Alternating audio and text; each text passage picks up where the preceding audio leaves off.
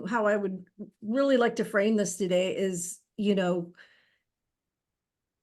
do this amazing job helping people get their private practice going, and I suck at that.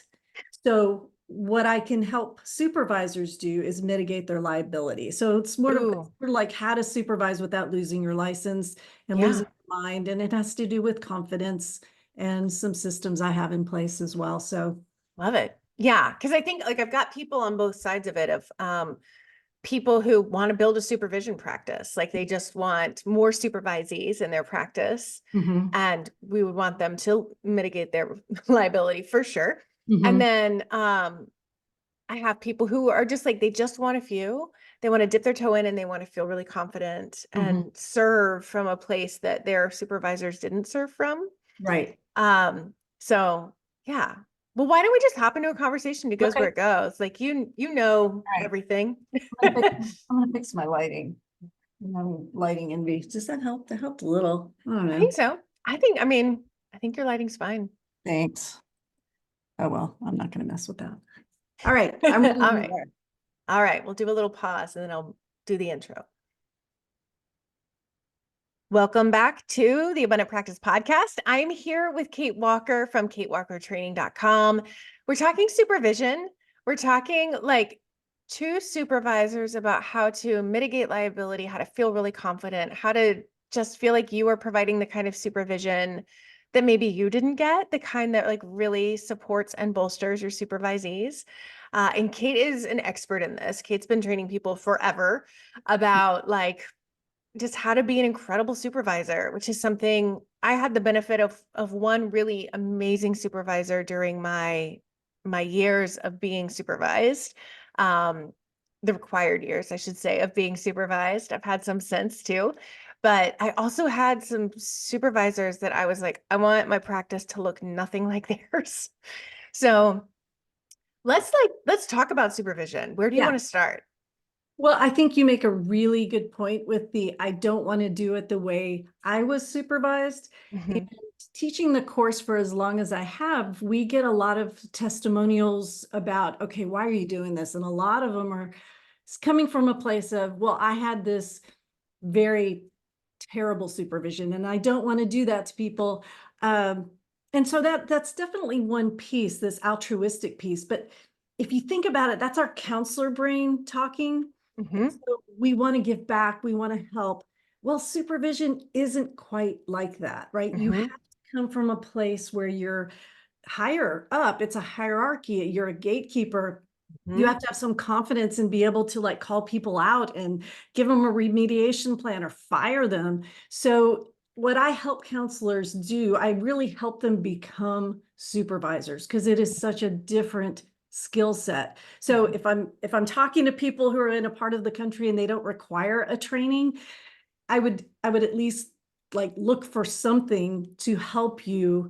Even, I don't know, I ask people all the time, like, think of a time when you supervised or evaluated another grown-up. Like, I don't care if you were working at Hardee's, and selling hamburgers. I just want to know when you had a position of authority over another grown-up, not like a kid in a classroom, like another grown-up, because that's where we see the data that show, okay, this is where people run into problems. This is where the complaints happen. This is where the liability happens. So I want to respect those folks and nurture them to come into the profession because they want to do it better. So when I challenge them to put on a different hat and think of themselves as a boss, like a coffee mug, I'm the boss, something like that. That's what doing it better entails. I mean, it reminds me so much of the conversation I have all the time with people about being group practice owners, where they're not trained to be bosses or manage people. And here you are managing a peer, but like you're the boss and you have to be the boss.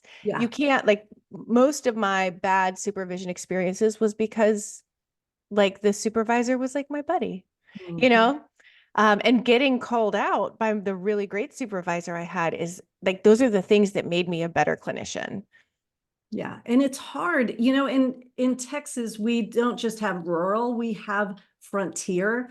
So we have parts of Texas that, literally we've got like 10 providers for 5 counties. I mean, it's really really hard. So when you talk about, my supervisor is my buddy, that's a small town dilemma, Hmm. but it can be navigated if you have the right systems in place. You can, because I mean, if you've got an agency of 10 people and it's like, okay, I got to hire one of you people to be the supervisor. Well, you've known each other for 10 years, right? So the systems can make up for, I wrote down a couple of things, like what makes a confident person, your personality, practice. Well, if you haven't been in a position of authority and it's like, boom, you're the supervisor, systems will save your bacon. Hmm. Systems. And that's what we teach. Yeah. And I mean, I'm a big like systems will save you every time person in basically every area of my life. Um, and I think about how like it provides a structure that we don't just intuit. This is not an intuitive job, the That is so supervision well said. piece. That is so well said. Yeah. And I feel like that's probably, after we teach the foundation piece, like this is the supervisory relationship. And this is, we get to this place of you're going to have to think in a way that is not counseloring, Hmm. That's not a word, but We'll go with it. you get the drift. Yeah, so it's that confidence, it's that skill set that most people don't have unless counseling's a second career, and perhaps they were in another industry where they were, interacting with grown-ups a little bit more. Mhm. You never know where people are when they start this. Yeah, absolutely. But I think the majority of supervisors probably come to it with very little managerial experience, very Yeah. little um, comfort in calling out a peer. Uh, Yeah, we get a lot of folks who take our course who are like, hey, my agency is paying for me to do this, or hey, my school is paying for me to do this. And we always we want to press them a little bit and make sure they understand, okay, you still have autonomy here. You still have the ability to pick and choose who you want to supervise. And I'll go back to mhm, the data. We had a speaker at our Texas Supervisor Coalition consultation group who's an attorney, and we have her come every year. Her name's Kenda Dalrymple. She's so funny and she's amazing. But she gave us this data, where supervisees get in trouble because they're in over their head. Okay, mhm, well, here you are, supervisor, and you find out that you're brand new, fresh out of grad school supervisee, who, by the way, this is their first real job. It's being thrown into this agency work where they have 30 clients a week. I mean, it's all the stuff you talk about in mhm, agency work, and they're in over their head. So what comes into play here? Your counseling skills, or your assertive, I'm the boss and you really need to pick another site, or you need to pick another supervisor. That's a tough conversation to have. mhm. Absolutely. Yeah, and I think about how we don't tend to like hierarchies as therapists.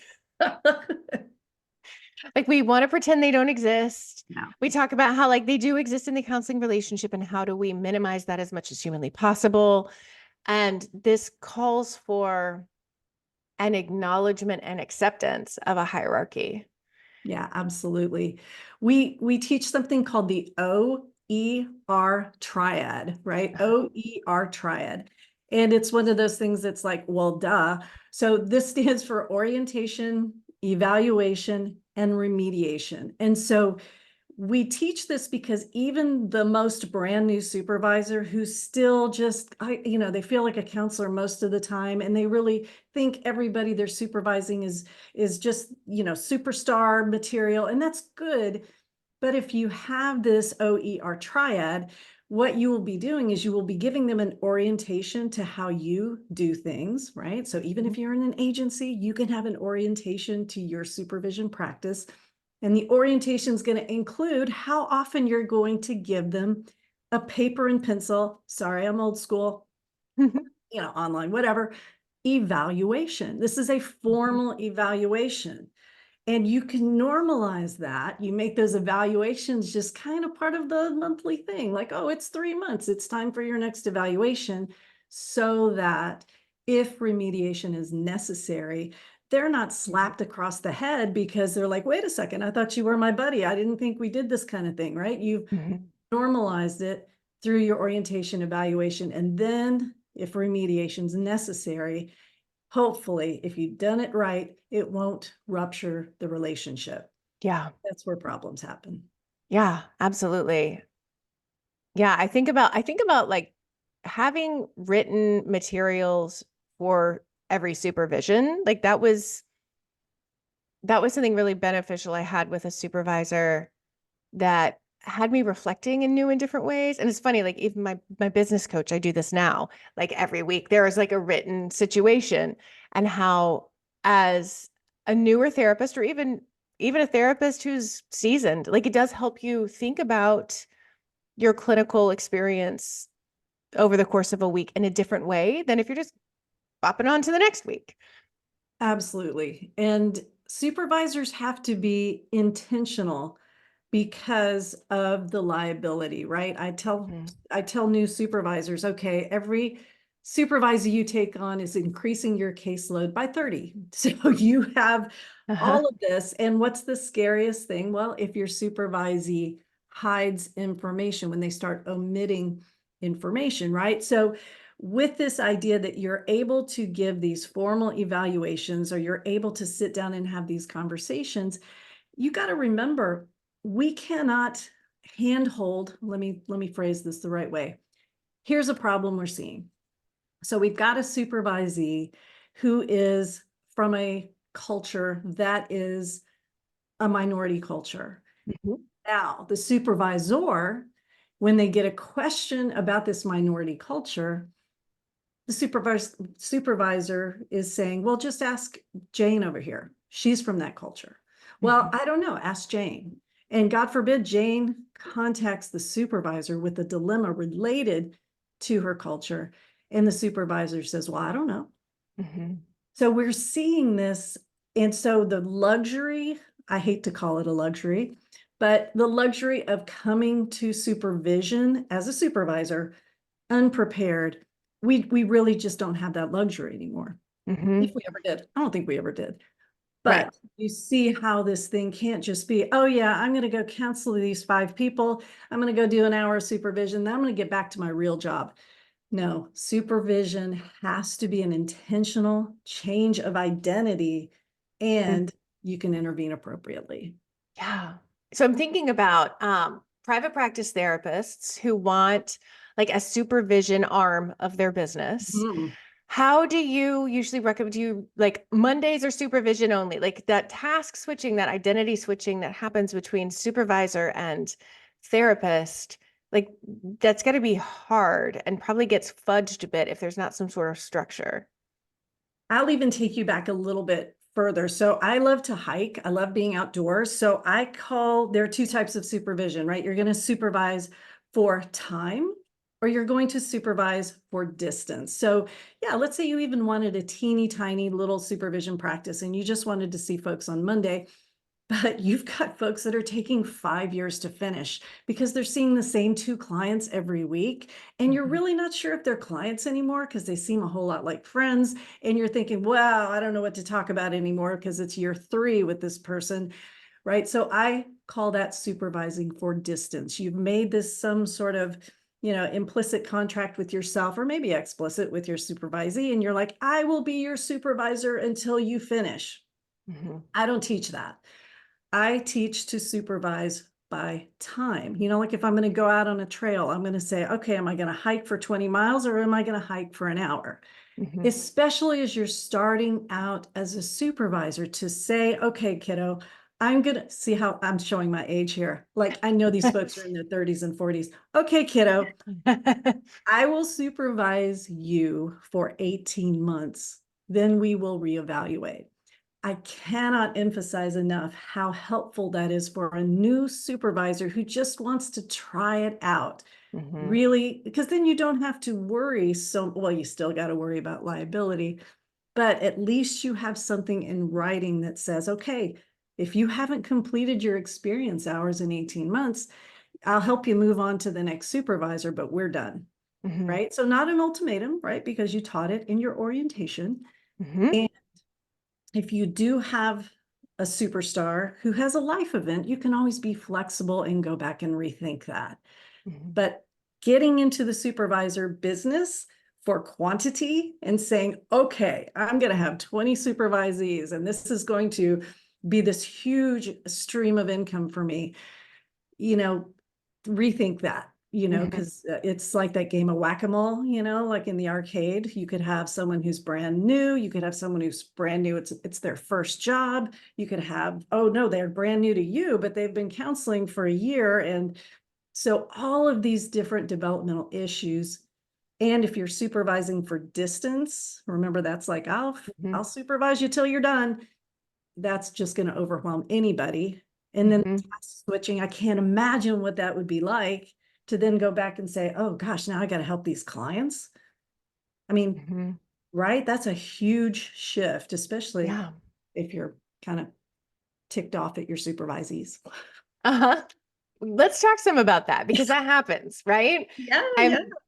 How how can supervisors manage both how they communicate dissatisfaction with something that's happened and self-regulate at the same time when this person that is under their license essentially is doing something that they don't love? So it's funny you should mention that. So I'm just sent my book to print. It's called Here's How to Supervise. I know that sounds like big and audacious, but I wanted it to be less than 5 words. And we're going to have a YouTube channel, Here's How to Supervise, where we'll have scenarios like this. But I remember in my research, this paragraph just jumped out at me, and it talked about the Myers-Briggs, right? And it said, just because you and your supervisee are different, arms of the Myers-Briggs, guess which one I am, right? Super structured and all the things. So I would get this supervisee who, I don't know, took notes in a circle, and we were private practice, so I wasn't submitting to insurance, or we were anyway, with our associates in Texas back then, you couldn't do that anyway. So I would sit and kind of, chew my lip a little bit, kind of put some, nail marks in my palm, take a deep breath and remind myself that her note-taking style had nothing to do with her quality of counseling, which from outcome surveys was very, very good. And from the way she was progressing and her case conceptualization, et cetera, was fantastic. And so lessons like that, you can research or you can learn along the way, but you, new supervisor, will be triggered. You are going to get triggered, and things will happen that you must address, and things will happen that you take your deep breath and you kind of just take a minute and then decide. Remember, your OER triad is going to save the day.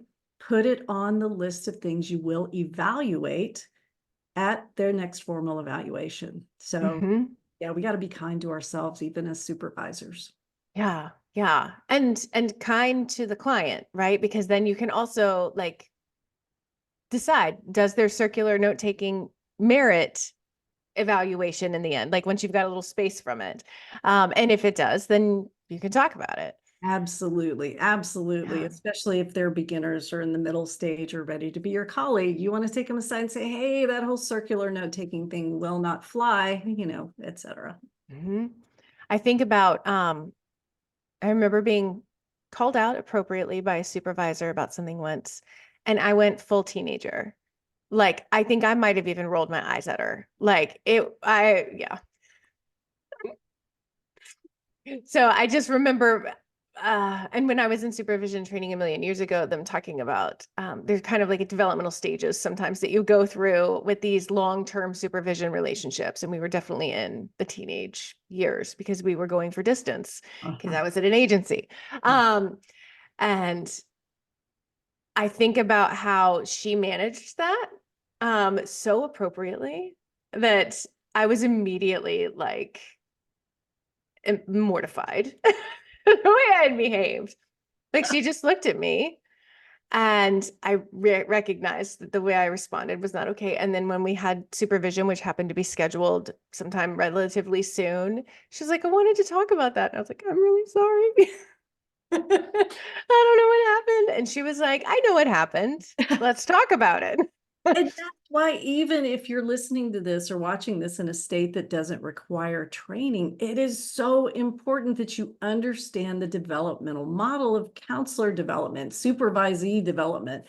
Mhm. That middle stage, you're going to want to, I don't know, whatever moms do, grab their earlobe, you're Uh-huh. going to want to address something, but there's really nothing to be addressed. They're having a natural, normal reaction to this. We call it the honeymoon's over. Mhm. Level two supervision. It's sort of like, is this what I'm really getting into? They're getting burned out at their agency job. I mean, what they really need most of the time is some career counseling. They Mhm. need to hear that, okay, what you're going through is normal and you don't have to stay in this job and I can help you. It's that sort of, we talk about group counseling. What is it? Forming, norming, storming, transforming. Like Mhm. that's the storming of supervision. And I'm so glad you had a supervisor who recognized it and got you Mhm. through it, and now you Yeah. do all these amazing things. I mean, yeah, it could be a career breaker if you're a supervisor and you don't intervene the correct way. Right. And I mean, I do what I do because I've seen too many people leave the profession who were great because they were burned way out. So, yeah, I think about the terrible supervision I had and the great supervision I had. And sometimes the terrible and the great came from the same supervisor, Right. right? Like no one's perfect. Everybody's got an off day and you might be really well versed in one thing as a supervisor and not others depending on the training you've had. Yeah. Which like you've been training supervision for so long, like you know how to be comprehensive with it in a way that people don't have those huge messy spots like some of my supervisors has and probably like I have had in the past as well. Yeah. Well, I can't say we've eliminated all the messes, but one of my best pieces of advice when I'm, stalking all the social media threads and people are asking supervision questions, one of the questions I see is, I ask my supervisees for feedback at the end of each supervision session? And my answer is always like, yeah, but they're going to lie because of the hierarchy. Hmm. Right. And so I have learned more from the lunch that I take my supervisees, former supervisees, out to once their license posts on the website, and we all know they are safe from anything I can do or say. Hmm. Well, for the most part, we go to lunch and I'm like, okay, lay it on me. Tell me what I messed up. Tell me what I can do better. And most of them, all of them, are very kind. I've learned that I don't follow up on homework. I get Mm. homework assignments and I don't ask about it later. I've learned I can be very disorganized. I've learned, I mean, so many things that we as a practice were able to fix. And then we as supervisor trainers were able to then teach. So Yeah. it's super cool when you grow this supervisee into your colleague, and they will be a lot more honest with you once they are your Mhm. colleague. Absolutely. Yeah. It's safe to. That hierarchy prevents the safety. Absolutely. Yeah. And I know like you have a webinar that people can attend, right? Yes, yes. If you are thinking about becoming a supervisor, even if you are somewhere that you don't need the training, I have a free webinar called, and there are a lot of S's here, the 3 Secrets to Stress-Free Supervision. And you can get that if you go to katewalkertraining.com/Allison. And with that webinar, we offer a little special deal for your listeners and viewers on supervisor training. So yeah, if you need the training, it's a great deal. If you don't need the training, well, it's a good refresher. So whether you get the actual course or not, you'll get the 3 secrets. See, I can't even say it. The 3 secrets free webinar. Awesome. And I think about how, like you mentioned, if you're interested in being a supervisor, but I think if you're already a supervisor and you're Oh, you're listening to this conversation and you're like, that's a good point I hadn't thought of, and that's not something I was trained in, like absolutely tune into that as well. absolutely. Um, Yeah. yeah. And you're going to do a training for our folks in the party as well.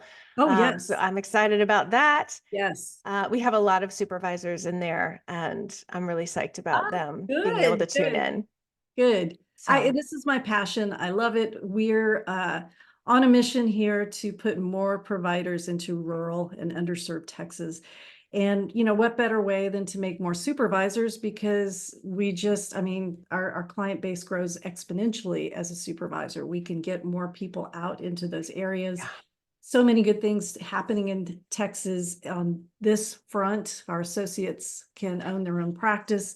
So we are scrambling, I'll use that word, scrambling to figure out ways to supervise associates in private practice, which is why I'm so Mhm. happy that, you know, we're going to be doing this, or you're letting me do this training. And we need ideas. We Huh? really do. It's a whole new modality. So you'll see some brand new stuff coming out soon. Awesome. I'm excited about it. Thanks so much for being on, Kate, and I look forward to the training. For having me. Thank you so much.